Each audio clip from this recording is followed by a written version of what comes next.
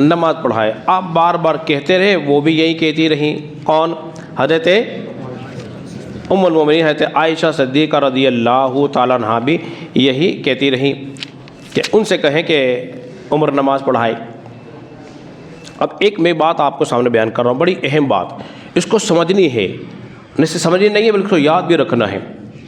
قرآن مجید فرقان حمید کے اندر ایک بات یوں موجود ہے نبی کے بارے میں, وما ينطق عن الهوى ان هو الا وحی یوحى.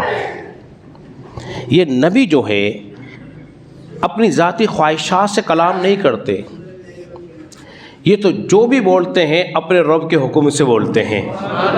ارے زور سے کہہ دیجئے نا, سمجھیے. پھر دوہرا رہا ہوں, یہ نبی اپنی ذاتی نفسانی خواہشات سے بولیے نہیں کلام کرتے, یہ تو وہ بولتے ہیں جو رب بلوا رہا ہوتا ہے. یہ تو وہ بولتے ہیں جو رب بلوا رہا ہوتا ہے. ٹھیک ہے, جب حضور کہہ رہے ہیں لوگوں کو کہو کہ ابو بکر نماز پڑھائے, حضور کہہ رہے ہیں لوگوں کو کہو کہ ابو بکر نماز پڑھائے, اشارہ اس طرف ہو رہا ہے کہ میں نہیں کہہ رہا بلکہ اللہ کہہ رہا ہے کہ لوگوں ابو بکر نماز پڑھائے. یہ حکم میرا نہیں ہے. ارے کہیے نا زور سے سبحان اللہ. یہ حکم میرا بولیے نہیں ہے, اللہ کا حکم ہے. تو اللہ تبارک و تعالیٰ بھی یہ پسند کرتا تھا کہ ابو بکر نماز پڑھائے. ٹھیک ہے جی. علم کے اعتبار سے دیکھیے, بخاری کے اندر حدیث مبارکہ موجود ہے, نبی کریم صلی اللہ علیہ وسلم نے ارشاد فرمایا, اللہ کا ایک بندہ ہے جس کو اختیار دیا جو کچھ دنیا میں ہے اسے پسند کر لے, یا اللہ کے نزدیک جو ہے اس کو پسند کر لے.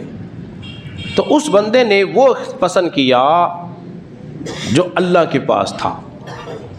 یہ بات سن کر ابو بکر صدیق رضی اللہ تعالیٰ عنہ رونے لگے, آپ کی آنکھوں میں آنسو آ گئے. صحابہ نے کہا بھئی یہ کون سی بات تھی رونے کی جس میں ابو بکر صدیق رونے لگ گئے ہیں, حالانکہ رونے والی تو کوئی بات تھی ہی نہیں. حضور تو ایک بندے کی بات کر رہے تھے. معلوم یہ ہوا جس بندے کو اختیار کی بات ہو رہی تھی وہ رسول اللہ تھے. جس بندے کو اختیار دینے کی بات ہو رہی تھی وہ رسول اللہ تھے. صحابہ نے کہا بے شک ہم میں سب سے زیادہ جاننے والا جو ہے وہ ابو بکر صدیق ہے. وہ کون ہے بولیے؟ ابو بکر صدیق رضی اللہ تعالی عنہ ہیں.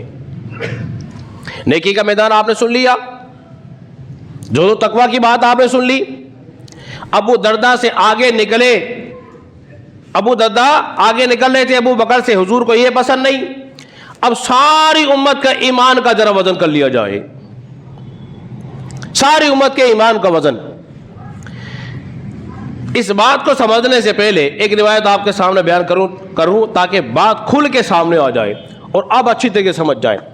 ایک مرتبہ نبی کریم صلی اللہ علیہ وسلم نے عبداللہ ابن مسعود رضی اللہ عنہ کو درخت پہ چڑھایا کہ تم ذرا درخت پہ چڑھو اور کچھ ذرا پھل توڑ لاؤ, پھل توڑ کے لاؤ. تو عبداللہ ابن مسعود جب درخت پہ چڑھے نا تو آپ کے تیبن جو جڑا سا ہٹا پنڈلیوں کے پاس سے, اور آپ کی پنڈلیاں جو تھی نا وہ بڑی کمزور تھی, پتلی پتلی سی تھی, پنڈلیاں بڑی پتلی پتلی تھی. تو صحابہ دیکھ کے ہنسے بطور تمسخر کے کہ عبداللہ ابن مسعود کی پنڈلیاں تو دیکھو. ہنس رہے ہیں, کہاں کچھ نہیں, اشارہ کر رہے ہیں دیکھو ذرا کہ ان کی پنڈلیاں تو دیکھو کیسی کمزور کمزور سی ہیں. اور حضور نے ان کو درخت پر چڑھایا ہوا ہے پھل توڑنے کے لیے. نبی پاک علیہ الصلوۃ والسلام نے دیکھا نا کہ یہ ساتھ والے عبداللہ ابن مسعود پر ہنس رہے ہیں, ان کی پنڈلیوں کا وزن کر رہے ہیں یا مذاق اڑا رہے ہیں, تو نبی پاک علیہ الصلوۃ والسلام نے ارشاد فرمایا میرے صحابہ سن لو, حضرت عبداللہ ابن مسعود کی پنڈلیوں کا اتنا وزن ہے کہ احد پہاڑ ایک طرف ہے اور عبداللہ ابن مسعود کی پنڈلیوں کا وزن ایک طرف ہے. یہ احد پہاڑ سے زیادہ وزنی ہے اگر وزن کیا جائے. اب دیکھو حضور علیہ الصلوۃ والسلام کو احد پہاڑ کا وزن بھی پتہ ہے, آئے ہائے کیا اللہ نے علم عطا فرمایا ہے جی، وزن بھی معلوم ہے کہ اور پہاڑ کا وزن کتنا ہے۔ اب نبی پاک علیہ الصلوۃ والسلام نے ارشاد فرمایا تمام لوگوں کے ایمان کا وزن کیا جائے، جتنے لوگ ہیں اس میں حضرت عمر بھی آ گئے، ارے بولیے تو حضور کیا فرما رہے، تمام لوگوں کے ایمان کا اگر وزن کیا جائے اور ابو بکر صدیق کے ایمان کا وزن کیا جائے، تمام لوگوں کا ایمان ایک طرف ہوگا اور ابو بکر صدیق کا ایمان ایک طرف ہوگا۔ ان کے ایمان کا وزن اس قدر وزنی ہے کہ ساری امت کا وزن، ایمان کا وزن ایک طرف ہے۔